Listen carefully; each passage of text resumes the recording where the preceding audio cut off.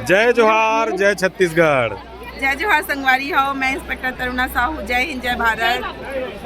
Madam, जैसे अभी आप प्रोग्राम दे हो और प्रोग्राम दे के आपला कैसे लगी सी ये जानना चाहता ना। सच में इतना सम्मान दी से मिला और मैं हाँ हमारे छत्तीसगढ़ ननिहाल से पंडवानी हले के आ रहे हूँ और बहुत अच्छा प्रस्तुतिकरण हुई दोस्तों। और यहाँ के जो ललित कला अकादमी है ते अभी बहुत सम्मान करी से देखना मैं यहाँ पूरा वैसे ही घूमे पर आ गए हूँ जी। और ये हमारे पीछे आप देख सकते हो रामलीला के मंदिर है और इतना अद्भुत दृश्य है, इतना भीड़ हवे कि मैं क्या बताऊँ। बहुत अच्छा लगी से, बहुत सुंदर लगी से। आप मन के आशीर्वाद से आज मोर कार्यक्रम सफल हो गया हवे। जय जोहार, जय हिंद, जय भारत, जय छत्तीसगढ़। मंदिर में कैसे लगी रामलला के दर्शन करके? मंदिर में तो बहुत अच्छा लगी, लेकिन बहुत जल्दी हटा देते।